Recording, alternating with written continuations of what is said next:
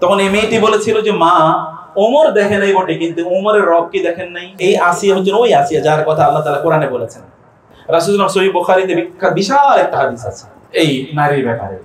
আসিয়া বিনতে মুজাহিম বলা হয় তাকে।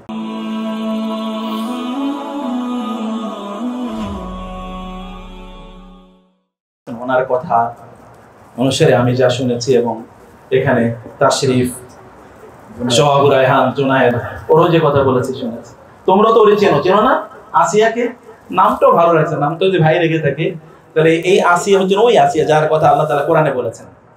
দরাবাল্লাহু মাসালান লিল্লাযিনা আমানু রাআত ফিরআউন ইয ক্বালাত রাব্বি ইবনি লি ইনদাকা বাইতান ফিল জান্নাতি ওয়া নাজ্জিনি মিন ফিরআউন ওয়া আমালিহি ওয়া নাজ্জিনি মিনাল কওমিজ যালিমিন। সেই নারীর কথা রাসূলুল্লাহ সহিহ বুখারীতে বিশাল একটা হাদিস আছে এই নারীর ব্যাপারে। আসিয়া বিনতে মুজাহিম বলা হয় তাকে, খুবই ভালো। আর দুই নম্বর আমি যে পলাশের ব্যাপারে বলছি, পলাশ না পিয়াসের ব্যাপারে বলছি। পিয়াসের জন্য গল্প। একজন নারী, উনিও বিধবা এবং ওনার একটা মেয়ে আছে। মেয়েকে রাতের অন্ধকারে বলতেছে এই দুধের সাথে একটু পানি মেশাও। বলে কেন? বলে কালকে দুধ বেচবা না, আমরা গরিব মানুষ, ইয়াতিম, তোমার বাবা নাই, আমার স্বামী নাই, তো আমি তো এই দুধ বিক্রি করে তোমাদের সংসার চালাতে হবে, অত টাকা পয়সা নাই, অতএব দুধের সাথে একটু পানি মিশিয়ে এটা বেশি বেচতে পারো। বলো মা, তুমি কি জানো না যে আমিরুল মুমিনিন ওমর ইবনে খাত্তাব রাদিয়াল্লাহু তাআলা বলেছেন দুধের সাথে যেন পানি না মিশানো হয় তাহলে পানিশমেন্ট হবে। বলে রাতের অন্ধকারে ওমর কখন দেখবি, তুমি একটু মিশাও তো। তখন এই মেয়েটি বলেছিল যে মা, ওমর দেখে নাই বটে, কিন্তু ওমরের রব কি দেখেন নাই? সুবহানাল্লাহ। কি বলেছেন এই নারীটি? মেয়েটি, ছোট মেয়ে, তোমাদের যে একটু বয়স বেশি, আসিয়ার মতো বয়সের। তো মাকে বলছে মা, ওমর দেখেন নাই বটে, আমিরুল মুমিনিন দেখেন নাই, কিন্তু আমিরুল মুমিনের রব কি দেখেন নাই? ওমর রাদিয়াল্লাহু তাআলা তার অভ্যাস ছিল যে তিনি রাতের বেলা কি একটু ঘুরে ঘুরে বেড়াতেন, যে লোকেরা মানুষরা কোনো কষ্টে আছে কিনা এটা দেখার জন্য। তিনি ওই দিক দিয়ে যাচ্ছিলেন রাতে গভীর অন্ধকারে। তিনি শুনলেন মা এবং মেয়ের কনভারসেশন। শোনার পরে তার খুব ভালো লাগলো মেয়েটির কথা।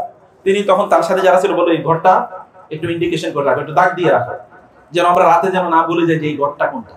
সকালবেলা তিনি ওই লোকদেরকে বললেন ওই ঘরের ওই মহিলাদেরকে ডাকো, ওই মেয়ে এবং মারে ডাকো।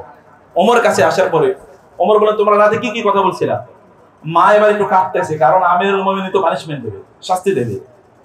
তোমরা কি এই কথা বলছিলা কিনা? বলে হ্যাঁ এই কথা বলছি। বলে যাও, তোমাদের কোনো টেনশন নাই, এখন থেকে তোমাদের সব খাবার আমরা দিতেছি। যত খাবার লাগবে তোমাদের যেন দুধের সাথে পানি মানা মেশানো লাগে, সব খাবার এখন রাষ্ট্রীয় সম্পদ থেকে তোমাদের দেওয়া হবে। এবার তিনি তার ছেলেদেরকে ডাকলেন, ডেকে বলেন যে তোমরা বলো একটা মেয়েকে তোমাদের কাছে আমি বিয়ের প্রস্তাব করছি। তার ছেলেরা, আমিরুল মুমিনিন মানে কি, মানে তৎকালীন প্রেসিডেন্টের মেয়ে, প্রেসিডেন্ট বলছে তার ছেলেদেরকে ডেকে একটা মেয়েরে তোমাদের কাছে বিয়ে দেওয়ার প্রস্তাব করছে। মেয়েটি হচ্ছে এক যে গোয়ালিনীর মেয়ে। গোয়ালিনী বুঝো তোমরা? গোয়ালিনী বুঝো? মানে গরু লালন পালন করে আর গরুর দুধ বেচা খায়, এ বলে গ্রামে বলে গোয়াল। গোয়াল বা একজন গোয়ালিনীর মেয়ে, তার বাবা নাই, আবার কি তারা ধনীও না, গরিব অসহায় একটা ফ্যামিলি। এরকম একটা ফ্যামিলির মেয়েকে তোমাদের কাছে বিয়ে দিতে চাই, তোমরা কে বিয়ে করবা? ছেলেদেরকে বলতেছেন। ছেলেরা কিন্তু প্রিন্স মানে রাজার ছেলে, এরকম একটা অবস্থা। তো তার এক ছেলে এসে বলেন বাবা আমি তো অলরেডি বিয়ে করছি, আমি তো আর বিয়ে করতে চাই না। আরেকজন বলে যে আমি তো বিয়ে করছি। একজন ছেলে এসে বলে বাবা আমি তারে বিয়ে করব, তার নাম হচ্ছে সালিম, বলে আমি তারে বিয়ে করব।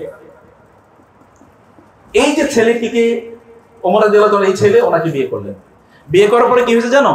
এই যে মেয়েটি না, যে গোয়ালিনীর মেয়ে, যার মধ্যে দিন ছিল কিন্তু খুবই গরিব ঘরের মেয়ে, ওইরকম কোন আইডেন্টিটি নেই, ইয়াতিম, এই যে এরকম ইয়াতিম গরিব ঘরের মেয়ে, এই মেয়ের ঘরেই তার নাতি হিসেবে পরবর্তীতে জন্ম নিয়েছে ওমর ইবনে আব্দুল আজিজ রাহিমাহুল্লাহ, যাকে আমরা পঞ্চম খলিফা বলি। ওমর ইবনে আব্দুল আজিজ নাম শুনছো? তোমরা বাসায় লেখা রাখো, পরে গিয়ে সুবহানাল্লাহ বলো, বলবা না সুবহানাল্লাহ? সুবহানাল্লাহ। একটা মেয়ে কেবল মাকে বলছে যে দুধের সাথে পানি মেশানো যাবে না। এতটুকু তাকওয়ার কারণে, দিনদারির কারণে আল্লাহ তাআলা তার ফ্যামিলিতে এমন এক পুরুষের জন্ম দিয়েছেন যে উনি যখন ওমর ইবনে আব্দুল আজিজ যখন মারা যান, তখন ইবনে শিহাব আজ-জুহরি, তিনি ওই সময় সমসাময়িক একজন বিখ্যাত মুহাদ্দিস, তিনি বলেন আমি যখন বের হলাম আমি দেখলাম যে কি গাছ গাছালি নড়ে না, পাখি কোনো আওয়াজ নাই, মনে হচ্ছে সব স্তব্ধ, মানে বাতাস বন্ধ। আমি ভাবলাম নিশ্চয়ই পৃথিবীতে কিছু একটা ঘটনা ঘটে গেছে। এরপরে কেউ একজন আমাকে জানালো যে ওমর ইবনে আব্দুল আজিজ মারা গেছে, এখানে সব স্তব্ধ হয়ে গেছে। এইরকম একজন মানুষের জন্ম হয়েছে, এরকম একটা মেয়ের পরবর্তী বংশধর। আর রায়হান ইন্টারন্যাশনাল মাদ্রাসা একটি আন্তর্জাতিক কোরআনিক শিক্ষা মিশন।